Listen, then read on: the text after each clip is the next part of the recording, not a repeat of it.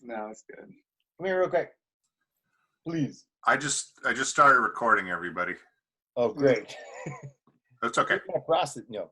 Come here. So this is Trevor, your cousin's drawing. That's Those are those markers. show him a better one. Show him this one. This one's better. Oh, he left. He's embarrassed. Damn. Why is he? All right. Trevor's the one who drew that. No, I think it's me. He's hanging out with his dad, watching a computer screen. Anyway, Trevor, that's awesome, man. Really, thank you.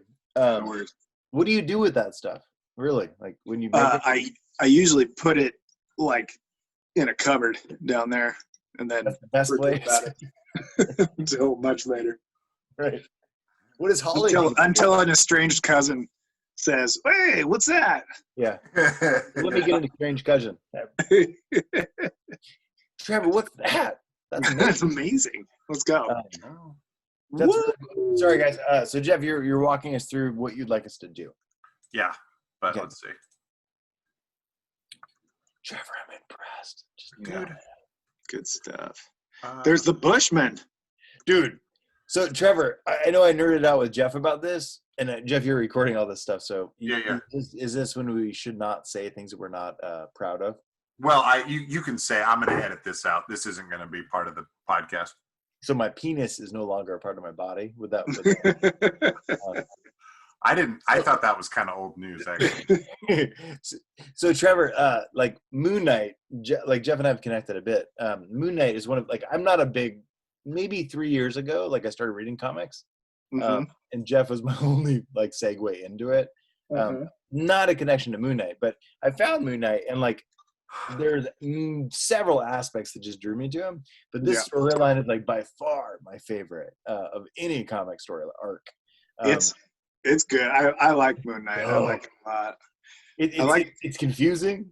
It's lovely, but it's also like, so I'll be honest. I read 4 out of 6 of the new books. Sorry guys, I didn't read the last 2. I've read them before, but I didn't read them. Tyler had these on paper. On paper, that's cool. Yeah.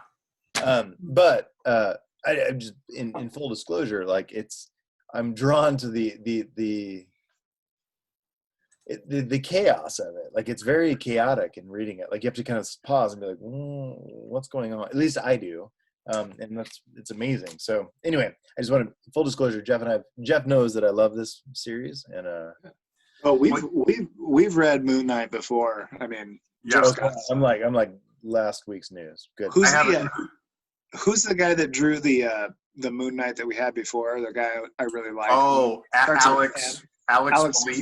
Malik. Malik. Yeah, V. Alex Malik. Is that Warren Ellis? Alex Maleev? I think it might be. God, it's good though. It's super good. Whatever it is, no. And if you like that one, Tyler, then you should read the Spider Woman by Alex Maleev does that too, and it's good. The Spider Woman by Alex Malik. Is that right? Maleev. Maleev. Maleev. Okay, got it. He draws a cool Moon Knight. Yeah. Cool. Lemire is the other one. I think you have that or have read that, Tyler. Possibly. Yeah. The Lemire is the other guy. Jeff Lemire. Know all this stuff. Is that the Lemire arc? Anyway. It's the one where Moon Knight has the Avengers are his multiple personalities. So he's like Wolverine, Captain America, and I know that one. Yeah, he'll like in this one, like his badass guy's name is Jake something. Jake Lachlan. No. Lockley, yeah. Lockley or something like well, that. Hey, let's great segue, Trevor. 2 points. Yeah, let's get a little organized and do this. No. Trevor, I think Trevor's going to be so. Before we start, let's do a recap that won't be in the podcast. So let's remind each other what happens in the story, and then we'll talk about it in the official review. Talk about way. Can I ask one nerdy question, Trevor? Totally. Yeah. So when this is an ignorant. I feel ignorant here. So with regards to comic books like Moon Knight, like they're all different. Like, so yeah, he's got multiple personalities. Yes, he's crazy. He's also got like, he dons like a superhero costume. Yeah. But like in this arc that we're talking about, like the crazy runs in the family, I think is what the task was. That is kind of what we're owning right here, right? Like, so yeah, that is the subject. That's the subject. The 6 books in that arc. Yes. Yeah. Okay, good. That's it. All right. Right on. So we start our journey with opening with his former psychiatrist when he was committed, who is treating a new patient who just reminds her so much of Spectre. Right. And she's obsessed with the guy. Yeah, she's got Moon Knight's garb hanging on her wall. Yes. Saying, she's like, but I'm not over it. And she goes to bed, and you see it on the wall. So there's that. There's actually, hold on. Maybe we should make this the podcast. Yeah, I think that's good. Okay. Trevor, We can just interrupt it. When we begin. Yeah. Start with Jake Lockman. I love it, man. We can just interrupt like at each part and point out something that stood out to you. Well, I could even overlay the when I can put screenshots from the book over us talking too. Yeah, that's good. That would make sense. So Trevor, I want you to steer a little bit. Can you do that? Yeah, in terms of how this, outlining the story, and then we'll talk about it. Yeah, sounds good. So the opening act is, like I said, the psychiatrist talking about her new patient who just reminds her so much of Spectre, who is Moon Knight's alter ego, and she is very much obsessed with Spectre's story and the fact that she looks at the ancient Egyptian stuff as a coping mechanism to deal with his insanity, his psychosis, and his dissociative disorder. But and then she sees it worked for Spectre. It helped him cope and be productive, quote unquote, in society. So she thinks, oh, there's so many similarities between patient 86 or whatever and Spectre. So she thinks, well, hey, I'll just tell him about my other patient that used this stuff. And she starts giving him books on and information on Egyptian mythology. Yeah. Which, by the way, okay, so I mean, one, Shades of Harley Quinn, right? Right. You feel that because she's the psychologist who's like in love with her crazy patient, Right. Two, I mean, we kind of agree that she's crazy, right? Well. Oh yeah. Well, she's. I like how I feel like this happens a lot in comics and in movies, entertainment in general. It's like, that they're gonna have they got something wrong because they're attractive, successful, and single and not interested in socializing in any sense. She goes to the party and that's all she can think about, not paying attention. Right. And I think they do that well. That's a good point. They do that well where she's at the party with her like fellow intellectuals and people writing books and professors writing papers or whatever. That was kind of interesting. Yeah. I think that her skipping ahead, what the guy who becomes, he is to Ra what Moon Knight is to Khonshu, right? Fireman, the fire dude. Yeah. And he like Sun King.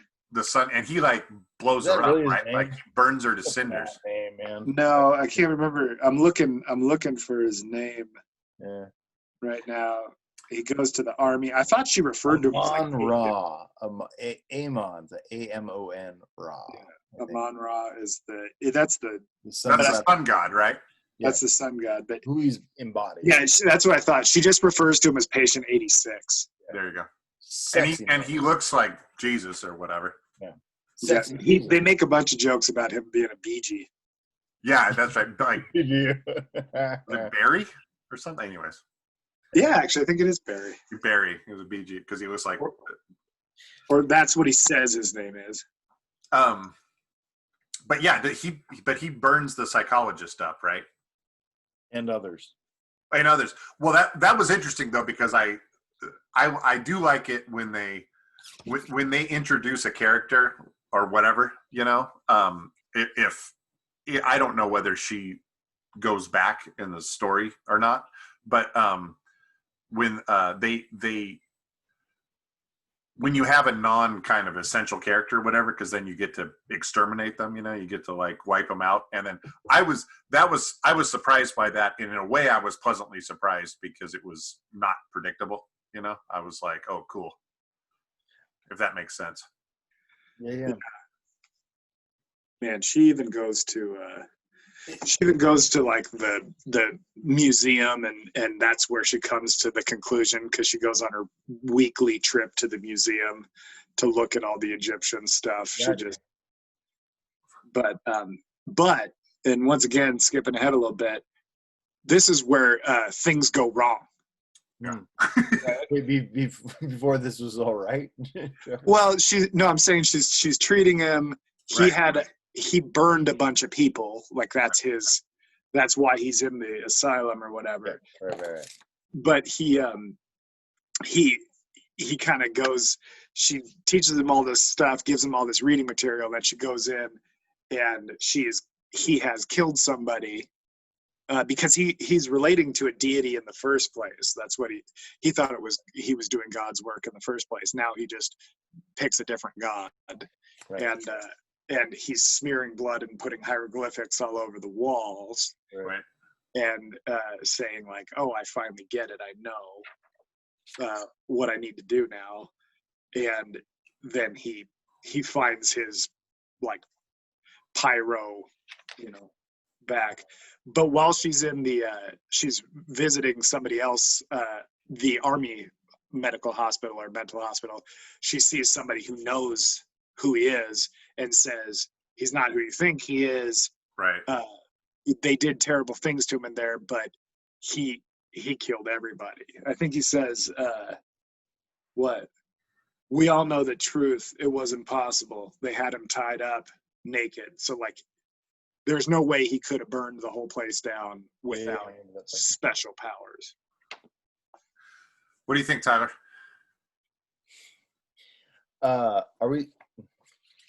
I think it's lovely.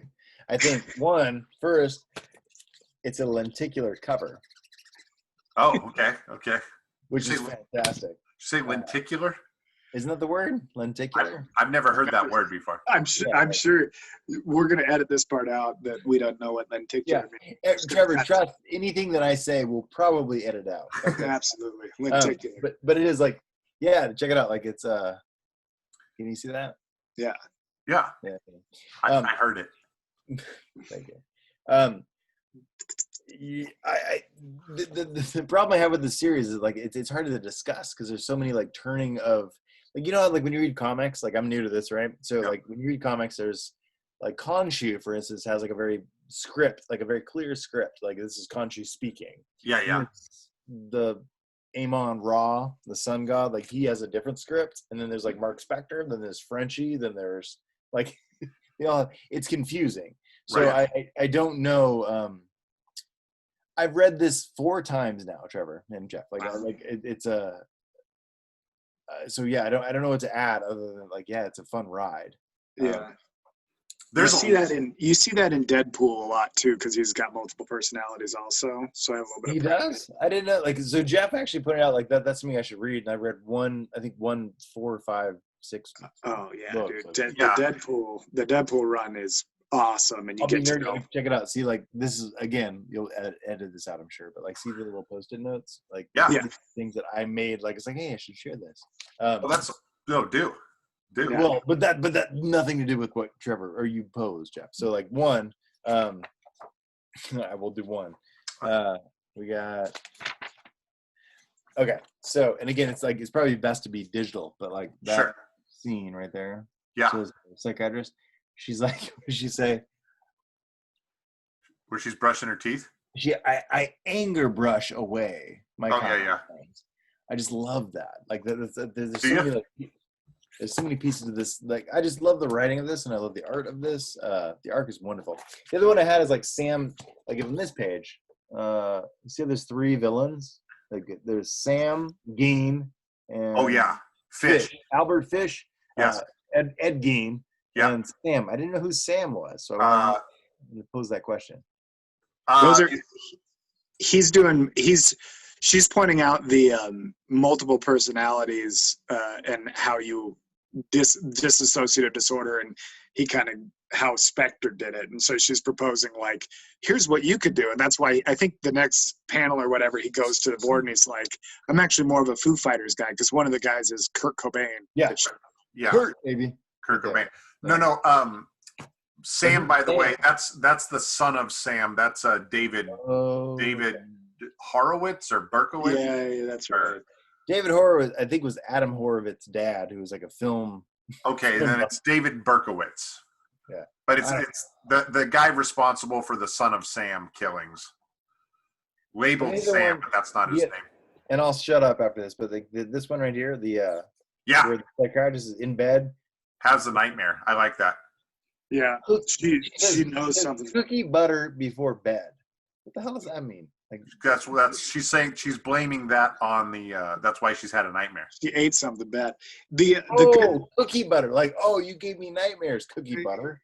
Yeah, that's what I get. That's what I get for eating cookie butter before bed. She's saying. You guys are so smart. Thank you. I appreciate it. I think this book does a really good job of leaving it up to you to decide what is actual mythical versus what is just a weird turn of events that kind of could make a crazy person misconstrue a situation. Right. Yeah. And as a crazy person, Trevor, like I very much enjoy that dialogue. It's fun. It's like a puzzle. You gotta figure out, fill in the blanks. That's why I like Deadpool too. It's good. Yeah. No. It's I've enjoyed like but that's a different podcast, perhaps. Deadpool. Let me say about the artwork is by Jason Burrows, who is dope. Yeah, this whole just great. Jason Burrows draws it. As a matter of fact, I noticed that he did. I think he inks the first 2 books, but then someone else inks it or something like that. But his style, honestly, he's the reason I kind of picked. Well, he's the main reason I picked this. Because I like Moon Knight the character, and I love Jason Burrows' art. I'm not going to be. This is written by Max Bemis, I want to say, and I won't be in a hurry to read Max Bemis again. You can get pronounced Max Bemis, you know. Well, maybe that's I had a PE teacher named Mr. Bemis, so that's what I think. But, that's a nice thing. Yeah. The like you got to pay me. But the artwork is stellar, and I cotton to it. I like it because the artwork reminds me of the other stuff I've read that Jason Burrows has drawn. So it's kind of weird because in my head, cool, man. I put this book in the same universe as the other stuff, which is not at all in the same universe, like Alan Moore's Providence. Jason Burrows is somebody you'd look into, like for other work. Oh yeah, no, and I have read. I mean, I've seen his stuff a lot because he does a lot for Avatar Press. And I talked to him actually at a Comic-Con some years ago, and I slept with him before, but it wasn't. No, I've seen him do it. Yeah, it's true. Sorry, Jeff, I interrupted your story. That's right. But yeah, no, I love Jason Burrows. Max Bemis, I'm not in love with. I thought there's too much going on for me. Isn't Bemis notorious for like just spinning tales like in Marvel universes? I have no idea. I can't think of anything I've read of theirs before. Bemis. Bemis. Like, isn't Bemis all over the world? Or sorry, the Marvel universe? Is like No, you might. I don't think so. You might be No? thinking of Brian Bendis. Oh, I don't know. And he's all over the place. Yeah, you're right. You're right. All right, steering us. You wanted me to steer it. I'm Yep. steering us right back to. Do it. I want to talk about sex with Bemis. We're gonna transition. A big deal, but I don't want to spend too much time on it. But he goes and decides that he relates to Amon-Ra, like we talked about, The villain. the Sun King, and Yeah. finds his pyrotechnic power, and then he breaks free of his binds, and then burns the mental hospital down, basically, with what we thought was a main character psychologist, Right. and she is alive, but now burned all over her body, probably not going to make it. Oh, does she not die? No, because remember, his whole thing was to getting people to believe, and then it cuts out You guys on are so philosophical about this. It's amazing. page 31 goes and she says, I said I believe, and then she screams, I believe, as he's escaping. Oh, yeah. You're right. And so She's in a hospital bed though, man. She's in a stretcher, right? Yeah. No, she's ready to. She's not gonna make it. She's toast. Well, actually, but they do that, and now you can bring her back as a weird villain. Like Yeah. the burnt up. Or a Crazy. hot piece of hospice, you know. Yeah. Yeah. So- And then we start the second act. yeah. I like, and we bring in actually what I think is my favorite Who's that? character other than Moon Knight is the truth. one? Oh, the truth sayer. Oh, The No, that truth. dude's weird. Yeah. Hey, keep going, guys. I gotta pee. I'll be right back. no, we'll edit that out, Jeff. We'll edit that out. What's that guy's name, Trevor? The truth. Is it just the truth? He is dope, man. And I love the font again. And go back to the font, like everything's in blue. Did he make Yeah, people stay? and anybody who talks has been infected by him. Well, and I was going to say too is Khonshu is not only one of the personalities in his head and talks to him, but he's the narrator of the story. Yeah, totally. Wait. Yes. Yeah. When you're reading, do you read them online, Trevor? It's the same. Yeah, thing. I read it here, but it looks It's all like black background with white font, right? Yeah, and that's Khonshu. That is And- yeah. so when you read Deadpool, he's got like 3 personalities. One of them doesn't make sense, and it looks like his is written in like crayon. And then weird. one of them has like a British accent, and I've seen that one. is written in like calligraphy, and then one of them is just him. So that's where you dig that. It's fun because he has a conversation with himself. Yeah, I love that. Just like Mark Spector does. Right. Keep going, Trevor. Yeah, Khonshu. Yeah. Khonshu's the narrator of the story. So I think Khonshu's the narrator of the story, and he kind of fills. He's Shh. Okay. Yeah, keep going, Trevor. Yes. Jeff, we were talking about how the difference in font and how Khonshu is the narrator of the story. Basically, he fills in a lot of the gaps, does a lot of the what do they call it in the movies? The exposition. Exposition. Yeah, he does all the exposition or whatever. And but anyways, we bring in the truth, which he comes out of nowhere. He does come out of nowhere. Yeah. He's anarchy. He's chaos. He just wants wants people to tell the truth, and they see the truth when he affects them with his his psychic powers. Where in the hell does he come from? The core of the rebellion, man. That's where it comes from. Yeah, it shows up on the subway in this. I don't know if he's in a book before and he gets on the subway, but he's just on the subway and starts wreaking havoc. Tyler, have you, as someone more versed in the Moon Knight universe, have you seen him before? Not that I know of. I was thinking about that before this. Not. I didn't double check, but I don't think so. I think Moon Knight has a world of like people who just have multiple personalities, or they have different like embodiments of spirits. They have lots of missing appendages and limbs. That too, man. That too. No, I don't think there's any. I think he showed up from truth. So to speak. It's this book. Did you, Tyler? You've read it like 4 times. Yeah. So I confess, I had a tough time following this story. That's why 4 times, Jeff. Okay, yeah. Because there's narratives within narratives, and I don't know that it's completely harmonious. And I'm a little skeptical that it was. I don't think it's intentional either. I don't think it's like a literary device. I think it's a little just didn't quite come together.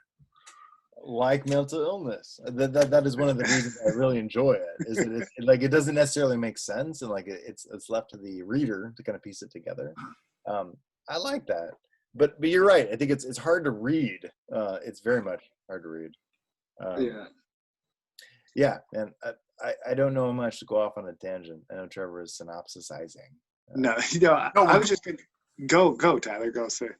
No, man, it's awesome. Like, so the further, I think the next arc, I'm not sure, and maybe it's be prior or be after, I don't know. Right. But all of them have that same like lens of like, you have to like read it and you're like, huh? Like you don't really understand where these people came from or where their backgrounds are, and you try to dig deeper, and there's like inklings, but it never really clicks. Even like that. What do we got? Mark Spector, right? You got Frenchie. Is a reality piece. Marlene. Yeah, Frenchie came from somewhere previously because Frenchie's a real guy, right?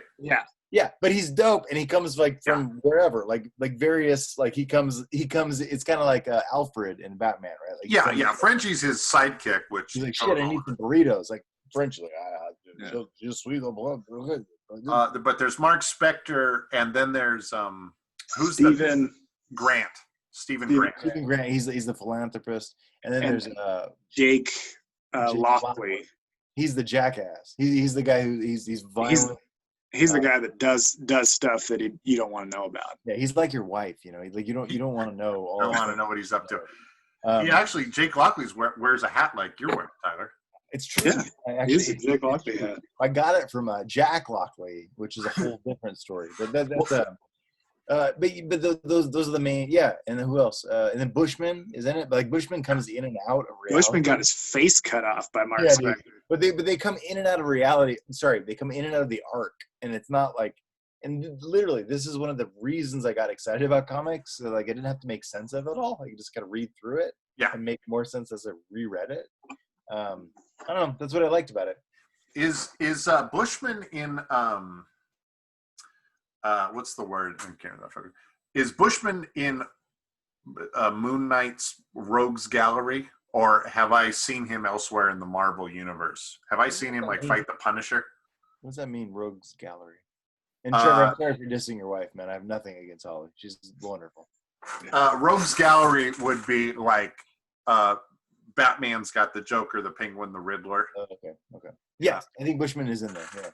Yeah, I think it sounded like he was a arch nemesis type guy, a recurring bad guy. Yeah, for sure. That also is one of the beauties of that character. I think Moon Knight's character, Mark Spector's character, is that like all the other characters that he plays, like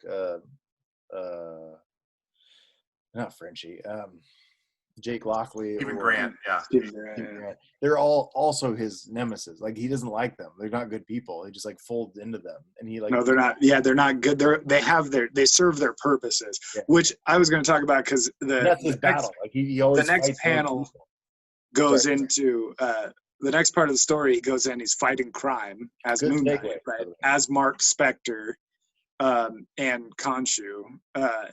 And Khonshu's the guiding, and Mark Spector describes Khonshu as the guiding force. Like he tells him kind of what to do. And Mark Spector's doing that.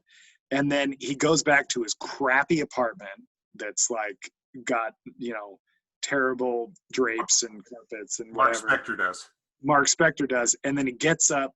He's bandaged and bruised and cut and bloody. Then he gets up in the morning after ironing his Moon Knight suit, puts on a tie and a shirt and a jacket, and then he goes and gets in a limo. Right. Because he's now Stephen Grant. Right. And there's an entire, like, Stephen Grant's like the head of a company, and they all know him as Stephen Grant. Yeah, and he's got all sorts of money that he just gives away to charity. Right. And does all that, but there is the other Jake, and we haven't met Jake really yet in this arc. No. But they're celebrating a big amount of money that they just made because of Stephen Grant's brilliant investment ideas, and then he sees about the self-mutilation and stuff that's been caused by the truth, right? And is like, hey, I gotta go, and drops money and then takes off and becomes Moon Knight again. Yeah, that's killer, man. Like, to be able to rock your multiple personalities with that kind of slickness. Yeah, no, it's super good. Like, I don't know what page you guys are reading, or like what maybe 4 or 5, 6. What you're talking about, like after he irons his shirts, right? Yeah. Like Khonshu's like in the background, he's like, looking good, Steven. That's so slick. Like it's just like, I wish I could have my own. I don't have multiple personalities, but I wish I had my own voices. Be like, hey Tyler, you're looking good today, man. It's so weird because thanks, Khonshu. Whatever. It's so weird because he's got three personalities. You kind of think that Mark Spector's the real one and maybe the other 2 are alternates, but whatever, right? So there's 3 personalities that that's a facade though, Jeff. Like that's the beauty of the story, is like it's not Mark. Like I think it's all of them. Like that's I'm sorry. He's a culmination. Yeah, that's the reality of the story. It's like it's all of them put together, and that's why it's hard to follow. Well, like, but then on top of that, Khonshu, the moon god, lives in his head too, or at least is perceived in his head. Or he's real and he controls us all. But we don't know. Yeah, we don't know whether that's the truth or not.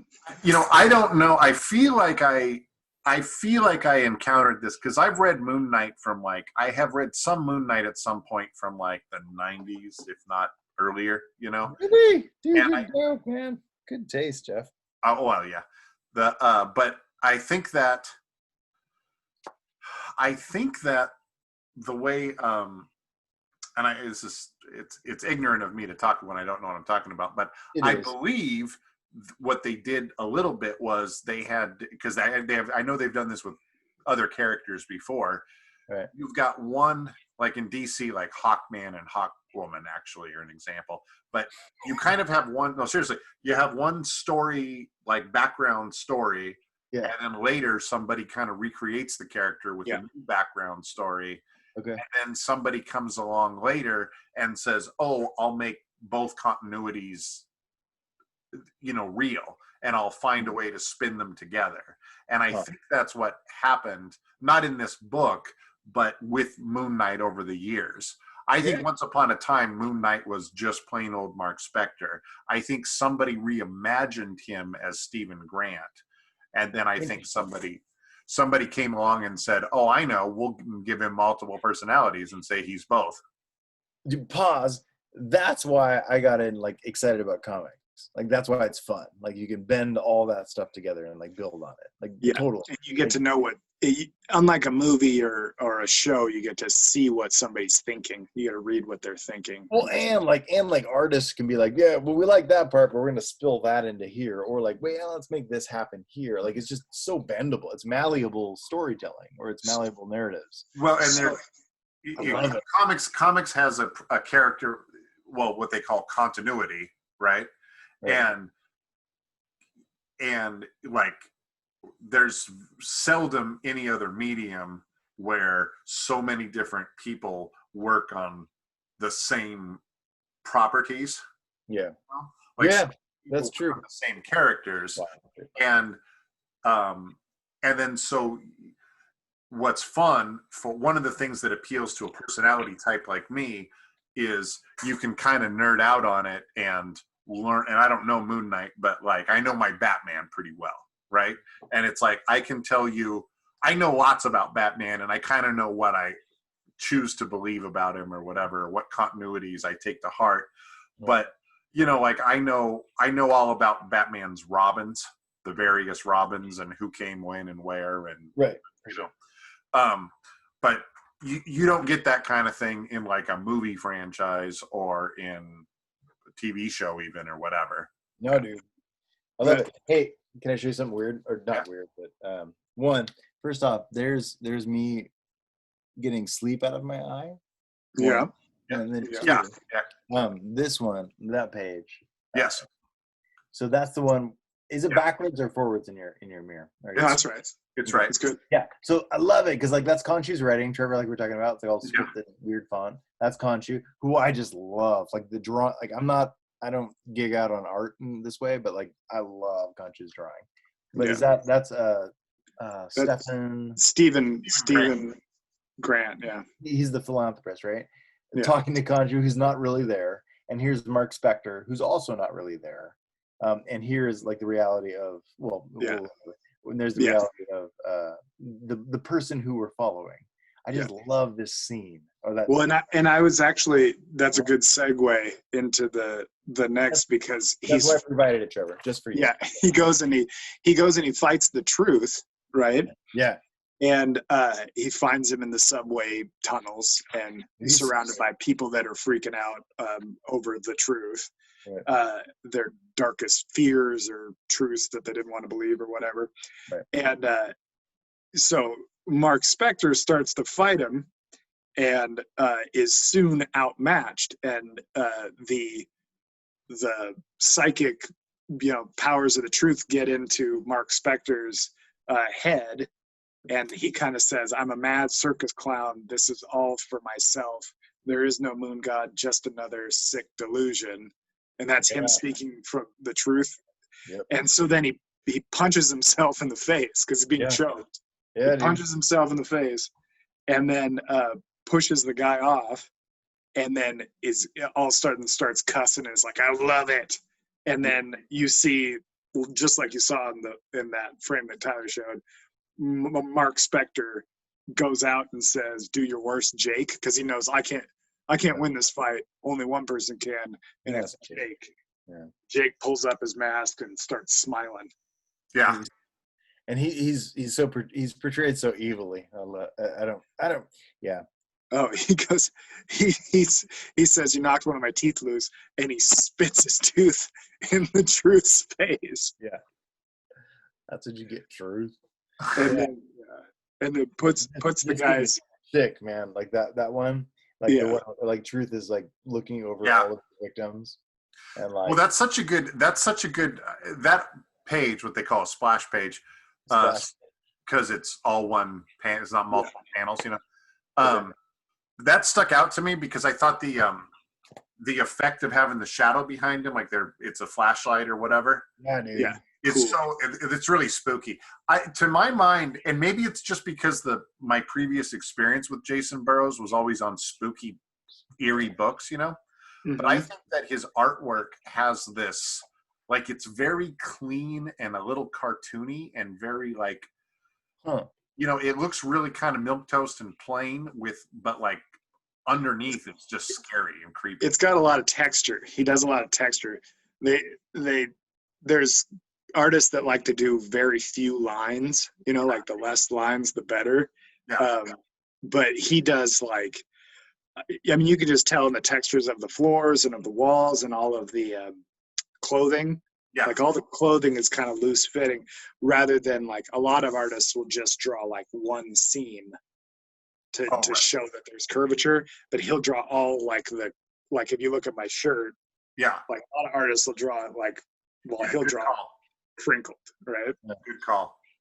But the faces, like his faces are so scary. And again, it might be because I've read books where the characters that look like these characters are terrifying. Dude, it's a frightening arc, man. I love horror. Like Trevor, I know Jeff, like I love horror. Like I love the genre. I love the scary stories. I love the movies. I've never actually paid much. I mean, the books are fun to read, but like the art, like what you're saying, Jeff, about the shadows and what Trevor and you were saying about shadows, interesting. The writer, like, is it the writer is Bemis or Penis? What do we call it? Bemis? Bemis. Like that stuff is dark, dude. Like it's really, really like in that what you call it, splash page? Like like it's really dark. Like bringing up some character like the Truth, who like makes like brings people to say like the darkest thing they can think of. Like one of them is eyes, like one of them who's dying, like that dude. Well, That's I don't know who it is. Like teaching American history. Wait, no. Teaching American history is a form of abuse. Like this is just like it's like there's truth behind that, and that's like the lowest level of like understanding that. Or we cannot grasp the truth. That's true, but it's also like it's really I don't know. I think it's a phenomenally horrific story. And so if you think the art is like adding to that horror aspect, fantastic, man.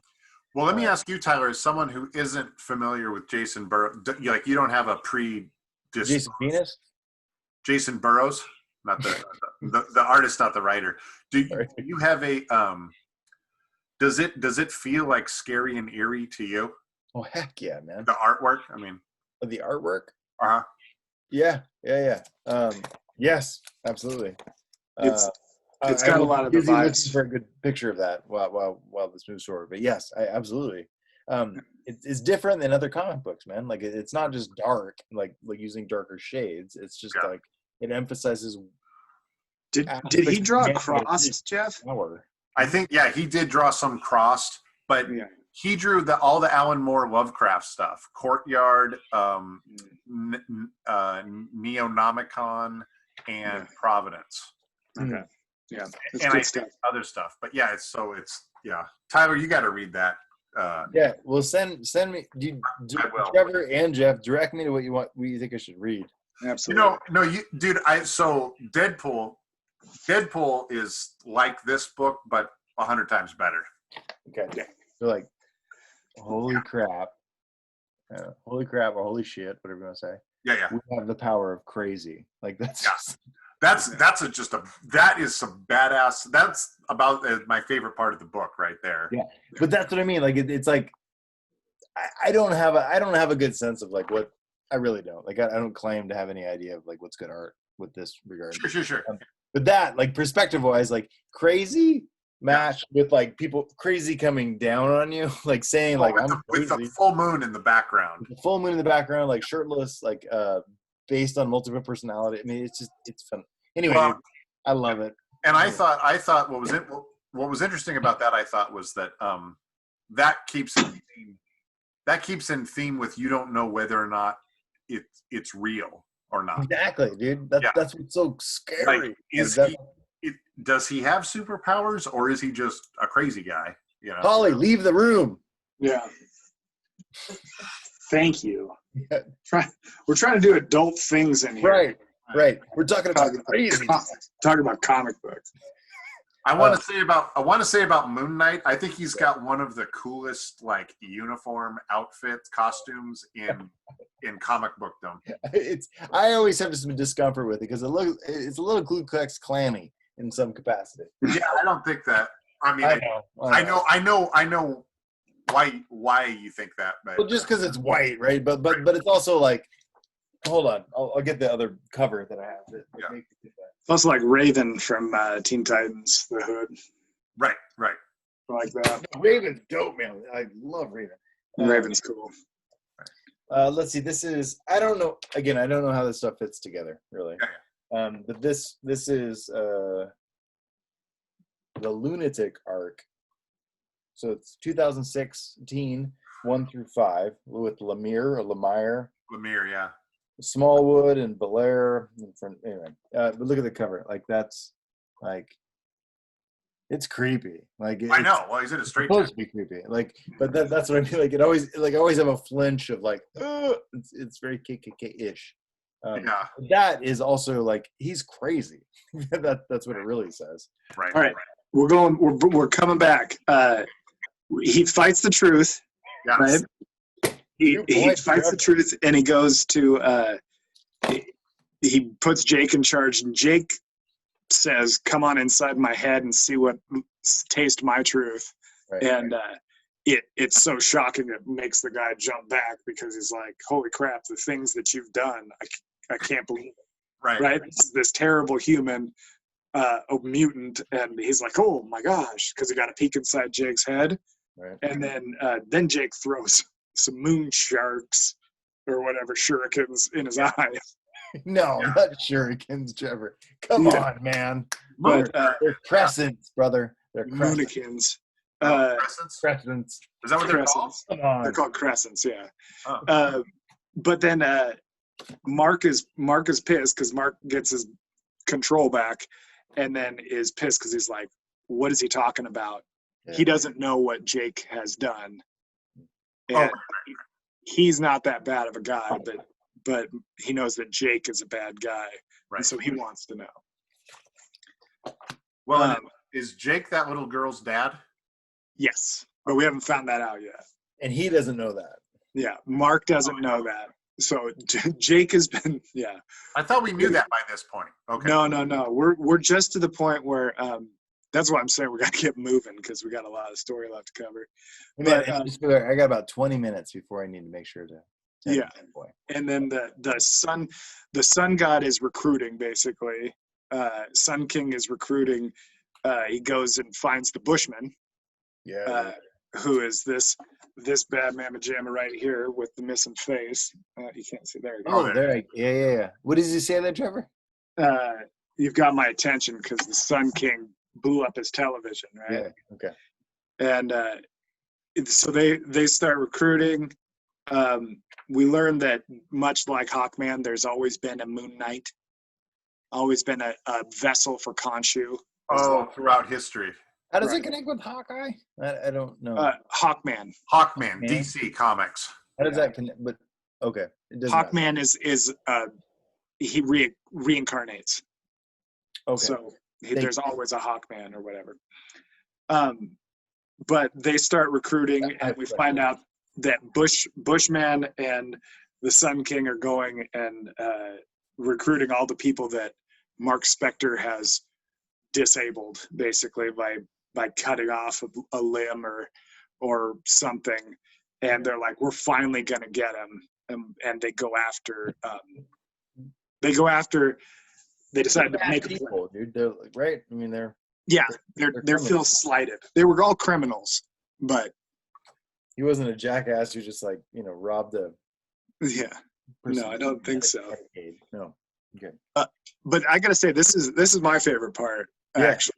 And I was going to talk about it earlier, but I wanted to get to there. And that's when he's having the mental back and forth between him and Jake, and Stephen Grant and Khonshu are sitting watching. Where is that, Trevor? I want to find it. This is it's this page is where it starts, but you see him fighting. For me, it's 57, but it could be something else. Yeah, I'll find it. Cool. Thank you.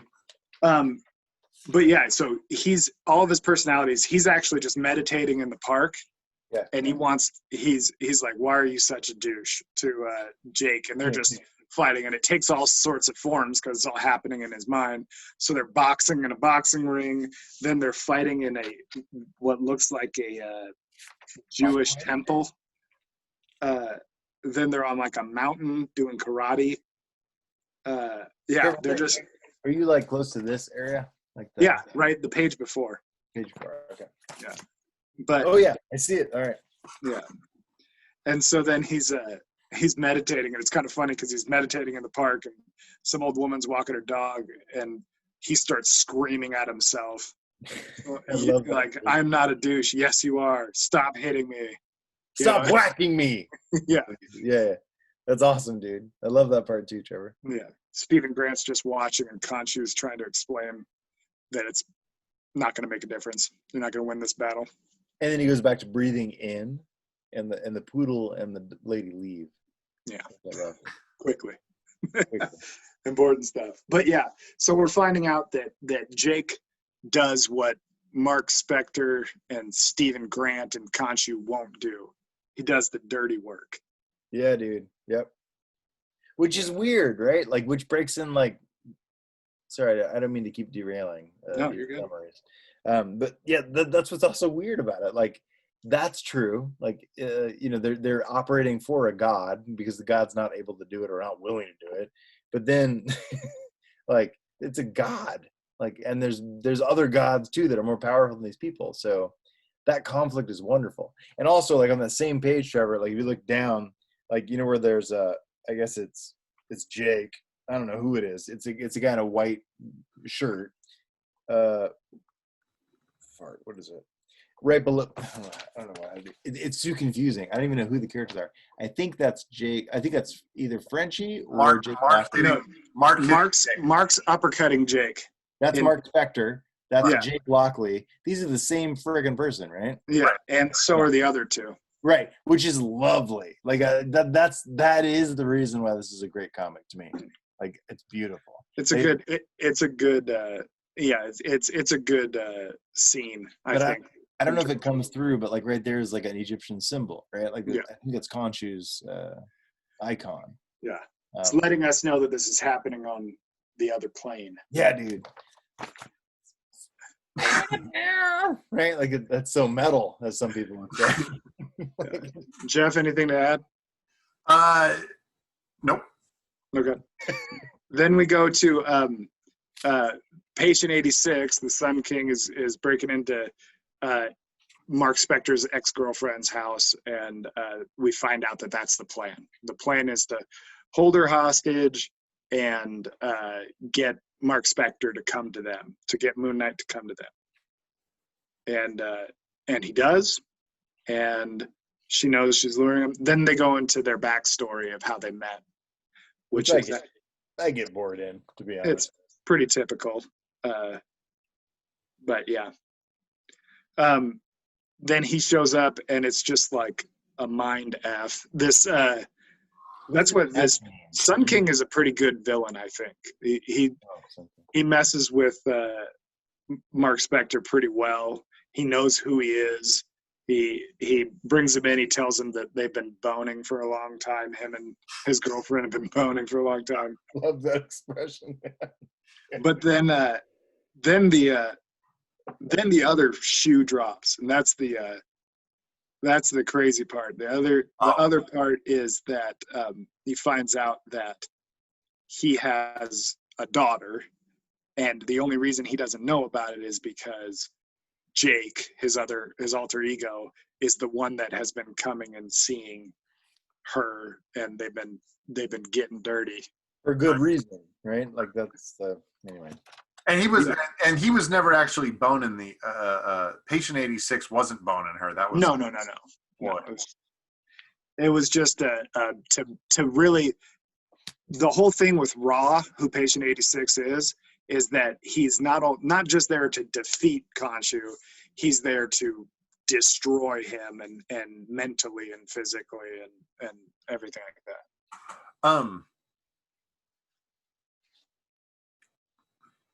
So I lost track. I thought like when Tyler was showing a scene from like the end of the book, and so that's where I thought we were in the story, you know. Yeah, he showed like a very end scene. The punching scene was from, it was like the last scene in the book. Right.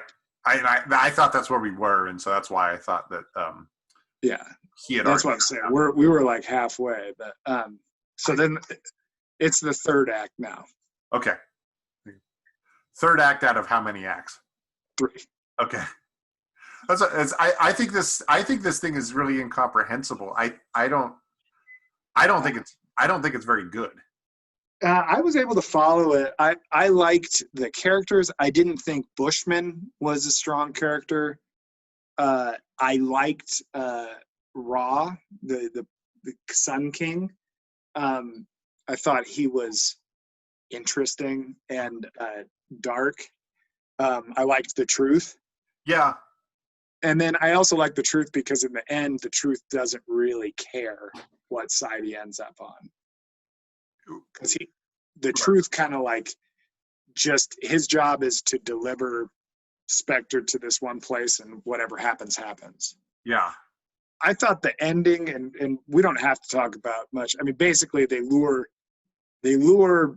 Mark Spector to an island to save his girlfriend. Right. and he goes, and he but then like they treat him very nicely, and then have him sleep, but then they wake him up and kick his ass. Yeah, because they drink some tea that may or may not be drugged, and then they fight in a big circle of fire. Yeah, which doesn't make any. That was the part. The ending was, to me, was weak. I like they break the truth out of jail and they do all this. And Cthulhu. This in the story arc when I was serving my son food. How evil of you! Oh, well, you go. You'd say it, Tyler. What do you? No, man. I'm talking shit. What, like you? Where are you in your? Trevor, I'm new to this talking about stories, man. I'm trying to move it along because we want to talk about, not just talk about the story panel for panel, but we want to talk about what we thought of it. Yeah. Okay. So I'm skipping ahead to where, and basically in summary, the bad guys have an evil plan to lure Spectre to an island, but the island. This is the part that I just like the end of the arc you're talking about. Yeah, basically the last like quarter of it or whatever, and that's just they set up like a small self-sustainable community on an island, or they were going to. A cult, dude. Yeah. It's a cult. Right. Yeah. Jonestown or something, sure. And that's the whole plan, but it all kind of hinges on them getting Spectre there and him defeating him in front of everybody. And they're setting up a Capitol Hill autonomous zone. Yeah, they're setting up a chop. Yeah. And so, but they which they never do. Like they're going to, Well, and like the people are in the boat because he breaks in and he's like, "Hey, you guys are free now," and they're like, "Get out of here. We chose to come here," and stuff. So yeah, it's a cult. And then they basically do that, and then that's what I don't get though, is that they fight. They bring him in, treat him really nicely, let him get some sleep, and then they wake him up by kicking the crap out of him. Right. And then they fight. Right. Well, I mean, so it's a weird place to start picking it apart, because I think lots of this book is kind of incomprehensible. Like, and like I said, I maybe could have got a lot more out of it if I had a deeper knowledge and familiarity with Moon Knight. It might be because it's too complicated of a story to wrap my head around without a deeper Moon Knight knowledge. However, frankly, I think it's a little, pseudo intellectual, and it's supposed to be. It just the writer fails to pull it off. I'm wearing my pseudo hat and my intellectual shirt, so that brings like that is what we. It's close to home for you. Yeah, absolutely. So I think I don't know, man. Like, if that is our intention to discuss this kind of thing right now. Yeah. So I was looking.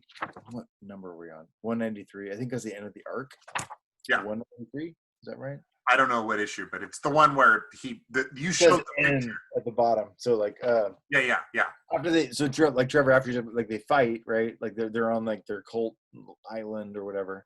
Like the page where like they actually like this whole page is Mark's mentality like working itself out, right? Like that's the totality of it. Like that is really like that is what to follow. Like for me, like I follow that part. The other stuff that happens, like it's like where did Bushman come from? Like why is he Caucasian? Like what? Like there's all sorts of like illogical things in the story arc, but it's really following him as like Mark Spector, if that's who like the core person is. Like following his mental breaks and like his insanity is like why it's fun. And that whole page is like him. Like let's see. Hold on. Okay, so Khonshu's talking to his like all three of his personalities, and it says like, haven't you ever believed in something? I'm as real to Mark as the bond of marriage of the two lovers, as real as the sting of madness, as real as the sting of madness, a drug-induced vision, as real as the will to do anything but curl up and die on the floor, as real as any story you've heard and known as truth without even having to see, as is Ra. Haven't you ever believed in something? Like, and that kind of like that kind of flattens it for me. That flattens out the storyline. Like, well, it's really about his it's his sanity. It's really following someone's sanity. So the stuff that he goes through, like, yeah, he's getting beat up by like Truth and like the followers, all that, like that stuff is a little bit piecemealy. But the reason to kind of follow it is like to follow his sanity and follow how he deals with it, and then that's what draws me to it. That's what's exciting about it. Like I don't really care like what he goes through or like how, like what kind of shit he throws at people, like Crescent whatever's. It's more like he's grappling with his multiple personalities, dude. I mean, that sucks. And then to wake up like beaten and not even know why you're beaten and just move forward anyway because an Egyptian god is talking to you and like operating. Anyway, I'm talking a lot. I'm sorry. No, that's good. I just actually realized something that I didn't see the first time through, but so good. Like, look at that, man. Like that's they the dog fight. that they don't understand completely. But like, there's Khonshu, who doesn't really exist. There's Jake Lockley and Steven. the Stephen, God, the philanthropist. What's his last name? Grant. But like, and Jake's not, or sorry, the Mark. main guy, Mark Spector's not even there. He's here, and that's his like. He knows, like, anyway. That's the beauty of it, man. The arc isn't. It doesn't have. That is the lovely part of it. Is like you don't have to make. It doesn't make sense in the linear fashion that other things do. I don't know. I've read. Anyway, there's other books like I've often gotten bored with like linearities of things, and this is one that's like I don't get it. Like read it again. Like try to make more sense out of it. Not because it's intellectual or pseudo intellectual. I think you'd like Warren Ellis. I think I'm kind of, the art for me is a 9 out of 10 and 8.5, 9 out of 10, and the story is maybe a 5, but it's I got it. I followed most of it. I think more than you guys did. I did just realize. Remember when we had the question about the doctor at the end, or doctor in the beginning, if she lived? In the end, she's the last panel. Oh, that's who that is? Yeah, I just realized she goes, "I believe," at the end. Oh, because I did not know who that was. And she goes, "Your doctor believes." Yeah. See, hey, dude, how do you know that, Trevor? Because she's got one eye and her face is all burned out, just like she does when we last saw her. When we last saw her, and she says, "Your doctor believes," and she says, "I believe," which is the last thing that she said. I guess saying your doctor believes is a pretty good clue. Yeah. That's true. And she's got a cat, which is also in another scene.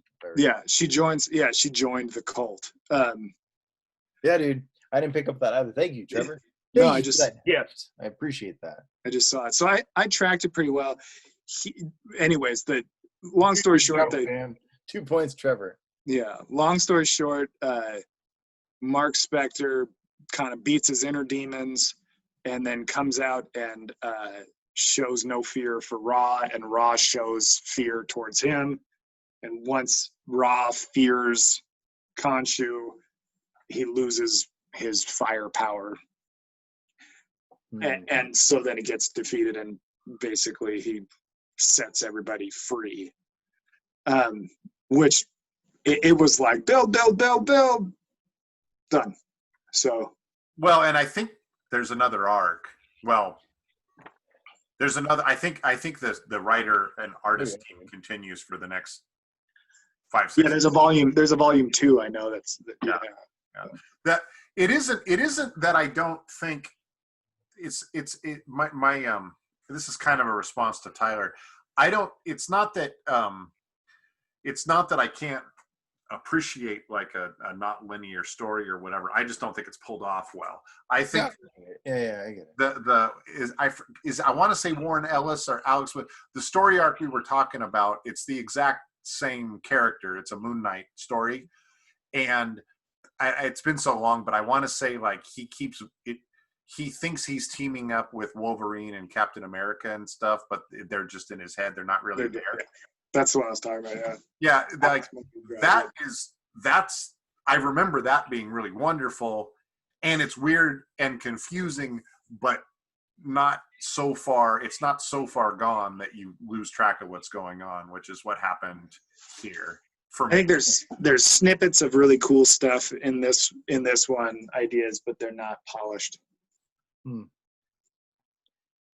Like it leaves a little bit too much open for interpretation when I like a little bit more definitiveness. But it sounds like, Tyler, you like that kind of open-ended, Yeah, man.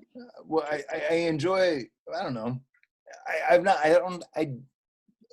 Transparency wise, like I think I've read less comic arcs than you all have, or you both have. That's one. Two, my underwear is cleaner than both of yours, so sure, that's true. I'm sure that's true in my case. Point counterpoint. That's really what it boils down to. I enjoy it for that reason. Like I don't read as much as I want to, like not just comics, but like period fiction, nonfiction, whatever. And I one of the things that drew me to this arc, or not the arc, but like the storyline, is that like it took me some thinking to get through. It wasn't comedic. It wasn't linear. There's nothing wrong with linear shit. Like I get that. Like it's fun. Like I understand that, and it is linear in its own right. But it took more. It took more work that I'm not used to in reading graphic information like that. So it was fun, and I enjoyed that. And again, my underwear is cleaner than both yours. So yeah, and this was all over the map more than your average comic. Yeah, I smell that, but I don't know. Trevor, like the other, or Jeff, like the other, I read Squirrel Girl, right? Like Squirrel Girl, and I follow Guardians of the Galaxy and some Star Wars comics. And then I've learned from that work, like certain artists and certain writers that I've enjoyed. This was kind of out of the blue. Like Moon Knight, I was just like, interesting. And so I read it and I was like, oh, mental illness. Like I'm into that. This is a much higher quality, I think, than Squirrel Girl. And I mean, depending on who writes her, but fuck you up, Trevor. I'm just saying, like it is, but that's what I mean. I think you're going into another.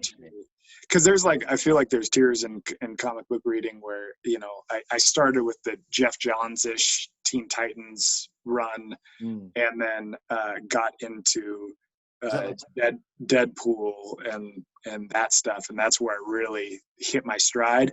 And then the next tier was like Warren Ellis and, which I think is like the echelon of. And Warren Ellis is not this guy, right? No. Warren Ellis is me and Jeff's favorite author, I think. Well, up there for sure. Up there, yeah. Warren Ellis. Well, what you'll see Warren Ellis a lot, and this is true for a lot of writers and artists. When they start a book or they revamp a book, they'll put A-listers. They'll hire A-listers to start, right? So they'll get Warren Ellis or Grant Morrison or whoever is Brian Michael Bendis or whatever, and they'll get them to write the first arc. Like they'll write 5 issues and then they'll hand it off to somebody else. Yeah. And the idea is the comic book fans, like marketing wise, the comic book fans gravitate towards it because into it, right? Yeah, and then they stick around for the next artist. Meanwhile, because I mean that was the case with Moon Knight. Warren Ellis, I bet I don't know. I bet Warren Ellis's run predates this one and Jeff Lemire's run. But he didn't write. Did he write Moon Knight arcs? Warren Ellis did. I have no idea. I'm just asking. Dude, look at that hot shit dog. Look at that. So this arc, Ellis. That's Ellis. It runs by Ellis. Yeah. This was one I bought. Like I had when I was following Moon Knight, I got the comics. I was like, this is so good. I want to have a trade back, whatever it's called. I can read it in the bathtub. Yep. And so I did. It's super good, man. Yep. I don't know where that fits. Again, ignorance wise, I don't know where it fits into the other things we're talking about. So. Alex Maleev's Moon Knight is Brian Michael Bendis. There you go. Those are the Warren Ellis, Brian Michael Bendis. That's another tier. Say that again, Trevor? I didn't catch that. Brian Michael Bendis is the one who writes the Moon Knight that has the one that Jeff and I were talking about that has Alex Maleev as the artist. But doesn't Bendis also write, like, he's the guy who, like, he writes everything. He traverses a lot of Marvel comics, right? Like, yeah. He did Guardians of the Galaxy series. He did a bunch of stuff. Well, like I said, for marketing purposes, what they do is they'll have, if they want to sell a book, they'll put Brian Michael Bendis on it. And then hopefully he's so good that he writes it and makes it so interesting that the person he hands it off to. And then, of course, a lot of times when they hand it off to some, young rookie or some kind of no-name or up-and-comer. Like a Trevor Nelson. Like a Trevor Nelson, instead of like an old veteran like Tyler Boursier.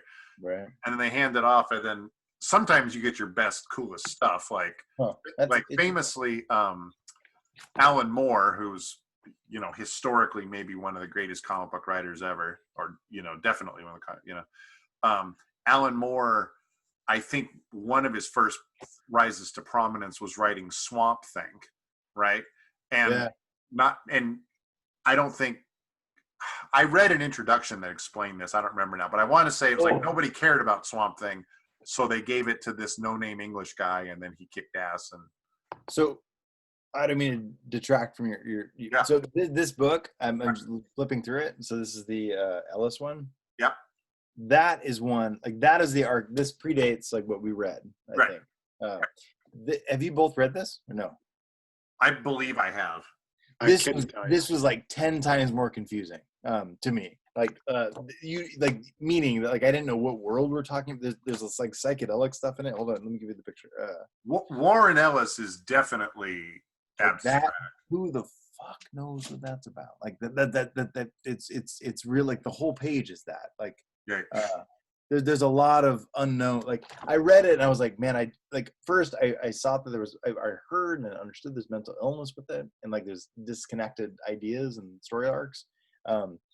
But it's amazing, dude. I loved this one. It's funny that you guys like Ellis. I will look into him. Oh, dude, Warren Ellis was someone that I always heard about, but I didn't know. Dude, and then I found, whenever I found Warren Ellis was a game changer. Is he he's the writer. Yeah, man. Like, so your dude is the guy who got me into Moon Knight first. Yeah. That was the Ellis. So I was like, this doesn't make sense. I want to figure it out. Jeff's got lists of Warren Ellis stuff that you need to read, so it's good. Yeah. Okay, because I need to go eat, and I need to feed my son more food. Yeah. Right on. Thank you guys for hanging out for a bit. Dude, thank you, man. Let's do this again, Tyler. Yeah, I'd like it. We'll get Colin to actually read the materials sometime. Colin to read the material, and then we might. Part of the goal is that I read something I haven't read before. But of course, the danger of that is that you get something that you don't like as much, whatever. But that's kind of fun too. Yeah. Dude, I'm now really excited to reread this. It's so good. So the artist for this series was Shalvey. Do you guys know that guy? Declan Shalvey. No, I saw the picture though. Yeah, Warren Ellis and Declan Shalvey. See, and that's like, if somebody's drawing a book with that Warren Ellis is writing, they're probably dope. But it's like this kind of stuff. Like, I don't know. I know, but like, see how it's weird. Like it doesn't. It is weird. That Warren Ellis is weird, dude. Warren Ellis is weird. A lot of his books are in like black and white and stuff like that. Well, it made me pop. Like, as a person who's not familiar with graphic novels or any of that stuff, like it was new to me. So like I read that, I was like, well, that's interesting. So I kept reading, and like it drew me in. So super cool. Super excited to read more Ellis stuff, I guess. Fellas. No, that kind of fellas kind of rhymes with Warren Ellis, but yeah. Hey, dudes. Well, thanks for getting together and talking about C-books. Yeah. C-books, yeah. Anytime, man. I love comic books anytime, Jeff. I'm gonna make some recommendations, Tyler. I'll make like one or two really good recommendations. Jeff has recommended a couple Deadpool books. I've read them. Dude. Yeah, man. I'm game. Trevor, likewise. Please let me know. I will. Deadpool is my jam. It's funny. It's very, like, to me, it's very light reading. Like, it's very different kind of mentality than reading this stuff. Like, yeah. Not light isn't bad, but just like it's fun to read. No. It is like, definitely. Well, and that's it's like music, you know what I mean? Like sometimes you want kind of heavy, sometimes you want sappy stuff, sometimes you want light, energetic stuff, relaxing stuff, like intense stuff. That's how comic books are. Because sometimes I just want to like read, Superman punching an alien, and sometimes I want to read, some Victorian Sherlock Holmes abstraction thing. Yeah, man. I'm open to whatever you say. All right, gentlemen. Trevor, nice to see you, brother. Good to see you, Tyler. Jeff, always good to see you, man. Peace in the East. Peace in the West, brother. Bye, guys.